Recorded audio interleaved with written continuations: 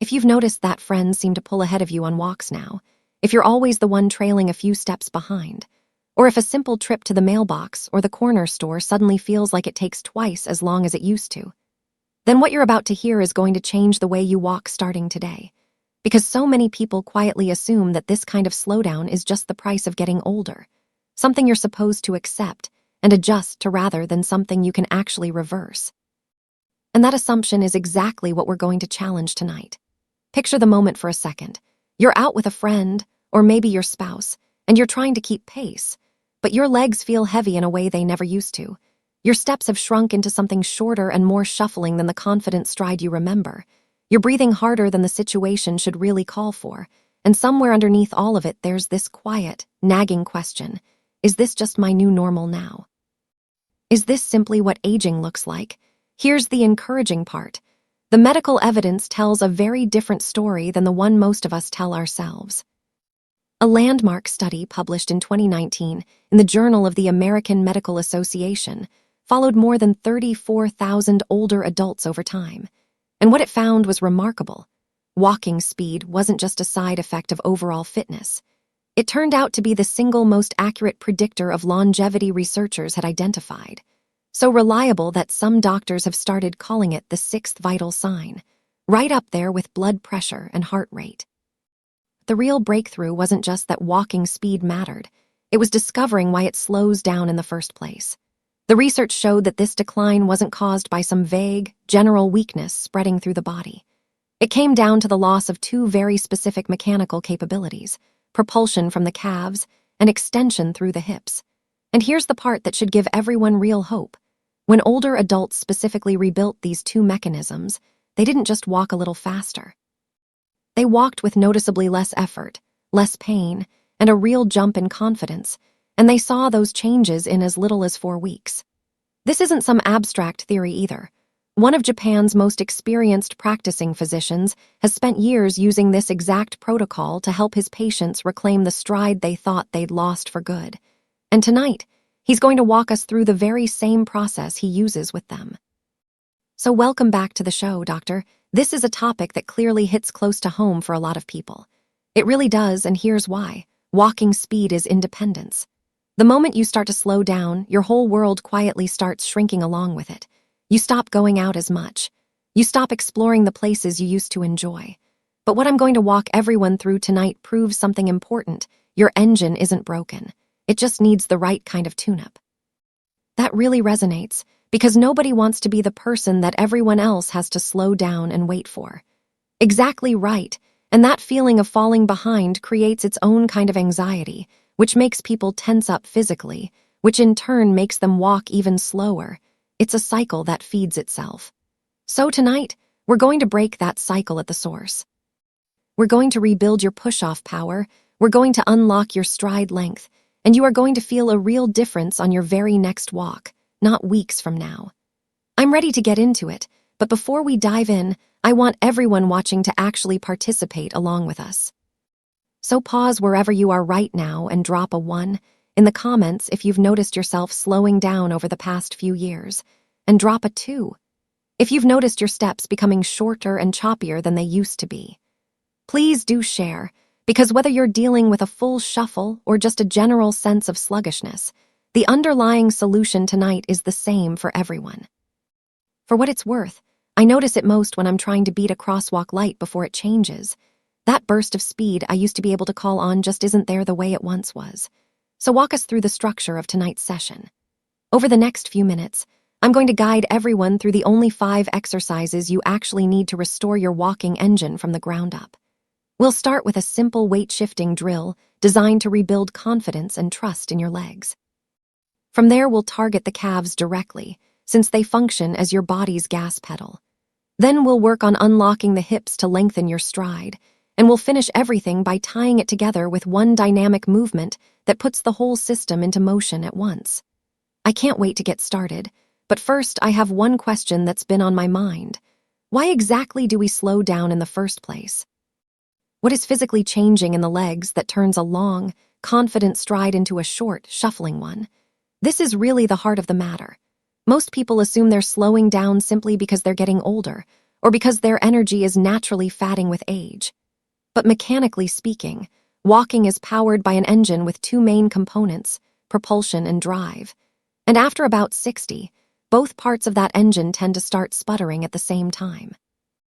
Break those two things down for us in terms of the actual muscles involved. Propulsion comes almost entirely from the calves. Think of them as your gas pedal.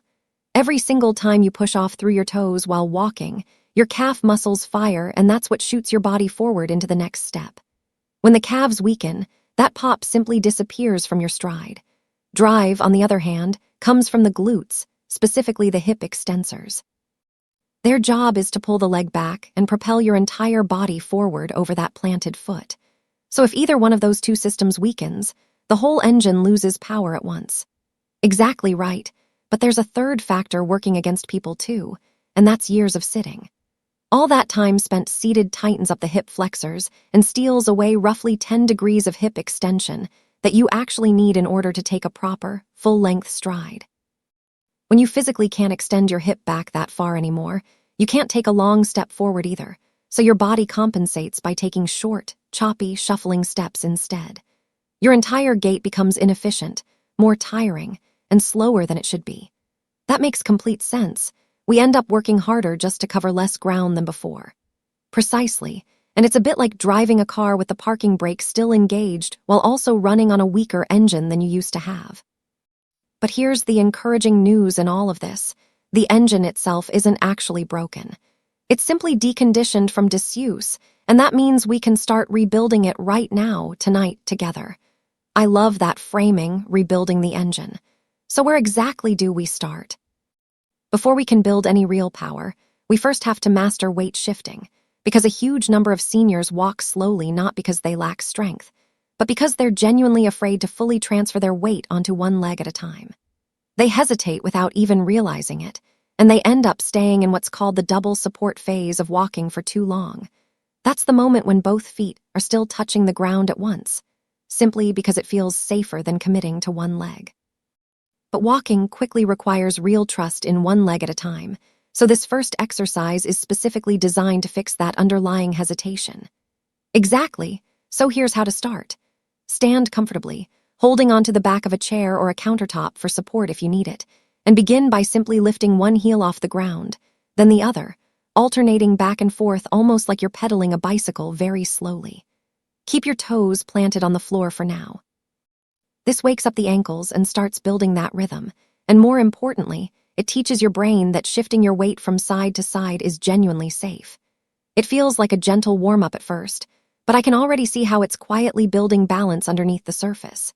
It absolutely does. Once that motion starts to feel rhythmic and comfortable, progress to a small marching motion instead. Actually lift your foot an inch or two off the ground this time. Shift your weight left as you lift the right foot, then shift right as you lift the left. What you're doing here is training your brain to trust each leg individually, one at a time. As you get more comfortable with the movement, try to speed up that rhythm gradually. And there's actually a simple way to test your progress here. I want everyone to set a timer for 30 seconds or count along with us in real time. Count exactly how many marching steps you can complete in those 30 seconds, going as fast as you can while still staying fully in control and safe.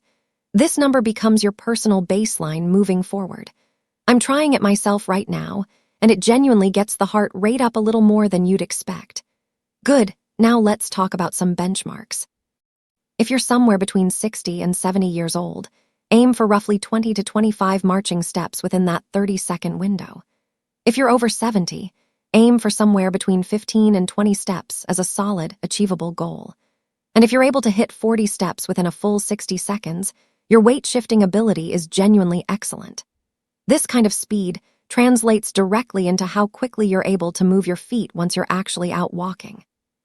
If you find yourself struggling to hit these numbers right away, don't worry, just practice this daily, and your nervous system will gradually learn to move at that faster speed on its own. Everyone watching, feel free to pause the video if you need a moment to run through this test, and drop your number in the comments. We'll compare notes on it a little later. Now let's move on to the next exercise, which serves as our gas pedal in this whole system. Right, this next exercise is specifically about restoring that pop back into your step. We're going to strengthen the calves directly and deliberately. When you watch a younger person walk, you'll notice a strong, deliberate push-off coming from their toes with every single step. When you watch a frail, older adult walk, by contrast, you'll often see them lift the foot completely flat instead. That loss of a proper push-off is really a loss of calf strength playing out in real time, and without it, you end up dragging your body forward with each step rather than actually propelling yourself the way you should be. And there's genuine research backing all of this up, isn't there? There always is with this kind of thing. A 2021 study published in the Journal of Geriatric Physical Therapy found that calf muscle strength specifically was the single strongest predictor of walking speed in adults over the age of 70. Seniors in that study who performed targeted calf strengthening exercises 3 times a week improved their overall gait speed by 15% in just 6 weeks of consistent practice. The researchers behind that study concluded that push-off power specifically is the primary driver of walking velocity in older adults, more so than almost any other single factor they measured. So this really is the muscle group we need to rebuild first and foremost. Please walk everyone through exactly how to do this one. Of course, stand facing a wall or a sturdy chair for support, and this particular exercise actually has 2 distinct levels to it. Level 1 starts with both feet planted hip-width apart, and from there, try to rise up onto your toes as high as you comfortably can, almost like you're a ballerina rising onto point. Squeeze your calves firmly at the very top of that motion, since that's exactly where the power in this exercise really lives. Then lower yourself back down slowly and with full control. It's genuinely important here that you don't rush the lowering portion of the movement, because that slow, controlled descent is actually building real strength in its own right, just as much as the rise does. And we want to accumulate a fair amount of volume here too. Volume really is key when it comes to the calves specifically, because they function as endurance muscles that carry you through an entire day of activity, not just short bursts. Aim for somewhere around 20 to 25 repetitions in a row without stopping. By the end of that set, your calves should genuinely feel tired and worked. If you find yourself stopping well before that point of fatigue, you likely aren't stimulating enough growth to make real progress. And if you're able to complete 25 repetitions with real ease and barely feel anything by the end, that's your signal that you're ready to progress to level 2, which is the single leg heel raise. That sounds considerably harder than the first version. It is harder, but it's also the true power builder in this whole sequence. Lift one foot completely off the ground, hooking it behind the standing ankle if that helps you balance more comfortably, then push up onto the toes of just the standing leg. This movement mimics the exact moment that happens during walking when a single leg has to propel your entire body weight forward on its own, with no help from the other side. Even managing 5 clean repetitions here is a genuine victory worth being proud of. It builds an incredible amount of real, functional strength over time. I can practically feel the burn just from hearing you describe it. Good, that burn you're imagining is exactly your propulsion beginning to return to your stride. Do these consistently, ideally every day if you can manage it, and you'll start to feel that gas pedal response show up naturally when you're out walking in real life. You won't have to consciously think about walking faster at that point. Your legs will simply have the power available to do it on their own. But propulsion is genuinely only half of the total engine we're working with here. Now we need to build the drive side of things as well. That's right, everyone stick with us here, because this next part is going to be a lot of fun. This next exercise is specifically designed to wake up the glutes, which are the muscles that have essentially fallen asleep after years of extended sitting. Most seniors walk around with tight hip flexors in the front of the body, combined with genuinely weak, underused glutes in the back. And that particular combination is what really destroys stride length over time. When your hip physically can't extend backward the way it should, your step gets cut short as a result, and you end up shuffling along instead of striding properly. So let's look at exactly how we perform this one together. Stand tall, holding onto your support surface with both hands for stability. This next part is genuinely critical. Keep your posture perfectly upright throughout the entire movement. Why is that upright posture so important specifically? Because we're about to move the leg backward, and if you lean your torso forward at all while doing that, you're essentially cheating the movement and taking the work away from the hip. I always tell my patients to place one hand directly on their lower back while doing this. As you move your leg backward, your lower back specifically should not move or arch at all during the motion. If it does move, that means you're compensating with your spine instead of actually using your hip joint the way you should be. We want this entire movement to come purely and exclusively from the hip joint itself. Understood, hand on the back the whole time to monitor for that compensation. Exactly right. Now keep your leg completely straight and push it directly behind you in a small, controlled arc. It really will be a small movement, likely only a few inches at most. Squeeze your glute firmly at the very end of that motion, and I like to tell people to imagine they're squeezing a pencil between their cheeks to really engage that muscle fully. Hold that squeeze for a full second before releasing. It really is a remarkably small range of motion when you actually do it. It is small, yes. We only naturally have about 10 degrees of hip extension available to us as human beings. But reclaiming those 10 degrees genuinely represents the entire difference between a shuffle and a confident stride. Once you have that extension available again, your leg can reach further back with each step, which in turn propels you further forward with every single stride you take. What should people do if they feel a cramp building in the back of the thigh instead of the glute itself? That's simply the hamstring stepping in to try and do the glute's job for it. And this is an extremely common issue precisely because the glutes have become so sleepy and underused from years of sitting. If your hamstring starts cramping during this movement, relax your foot completely and stop pointing your toe. Instead, focus your entire attention on that glute squeeze specifically. With consistent practice over time, the glute will gradually take over that role properly, and the hamstring will relax back out of the equation entirely. And how many of these should people be doing per session? Do somewhere around 10 to 15 squeezes on each side individually. This one genuinely feels remarkably targeted and specific once you're actually doing it. I can tell my own glutes simply aren't used to working in quite this particular way. That's an extremely common reaction, but waking those muscles back up genuinely changes everything about how you walk afterward. Now let's move on to the next exercise, which isolates this same movement even more precisely than the standing version does. Yes, let's absolutely keep up the momentum here. This next one is exercise number 4 in our sequence.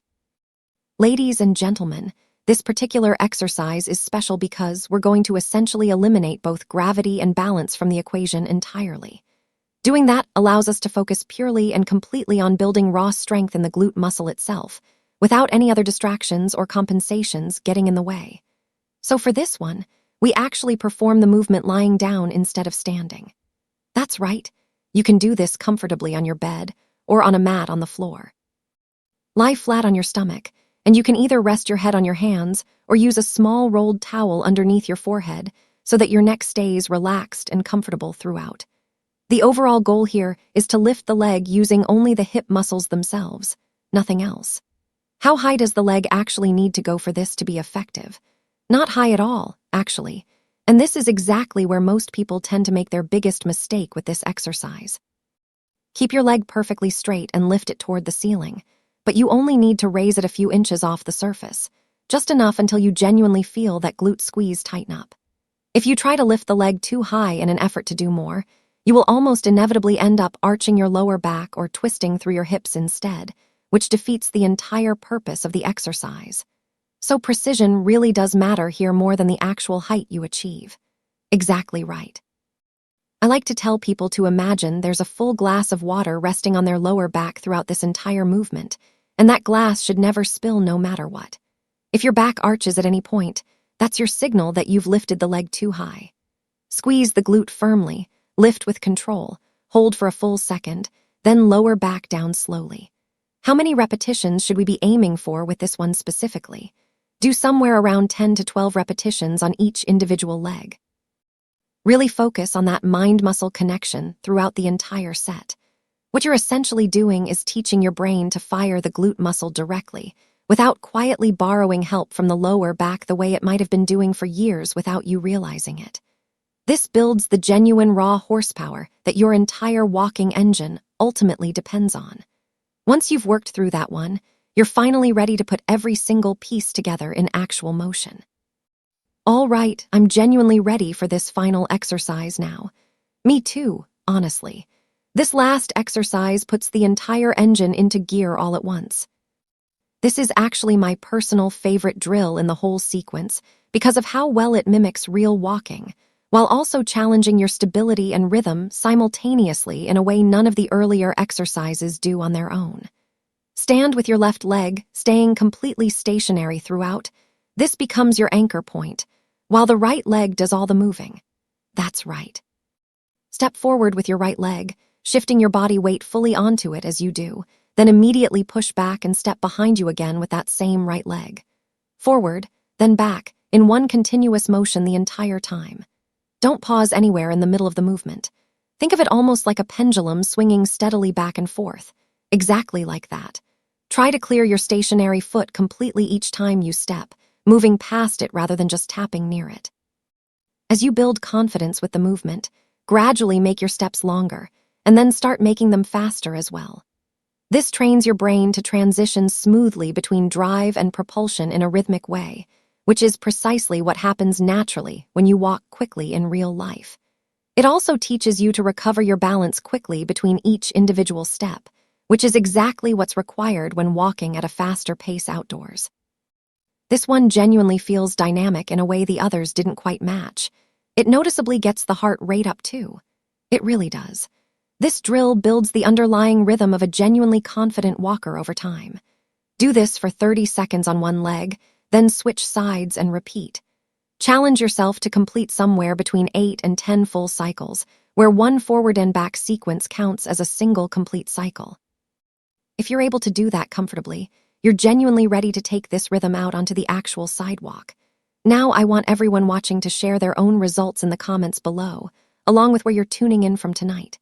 As an example, someone might write something like, "I'm John from the United States, and I managed 22 marches along with 12 full step cycles."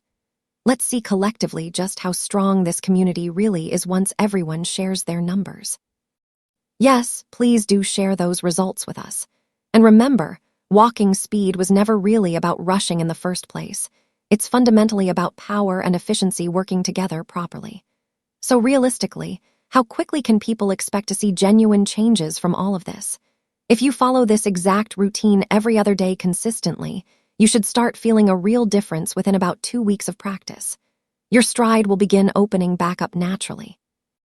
You'll start to feel that push-off returning to your steps the way it used to be. You'll stop noticeably lagging behind the people you're walking alongside. Consistency genuinely beats intensity every single time when it comes to this kind of rebuilding work. Keep rebuilding the engine steadily, and the speed you're looking for will follow naturally right behind it. Thank you so much, Doctor, for walking us through all of this tonight. And to everyone who's been listening and following along, if you found tonight's episode genuinely helpful, please give it a thumbs up and subscribe to our channel so you don't miss what's coming next. We'll see you in the very next episode. And make absolutely sure to watch the next episode we have coming up as well. Oh, this next one is a genuinely good one. People are really going to want to see this. Definitely agreed. Well, we'll see everyone there very soon.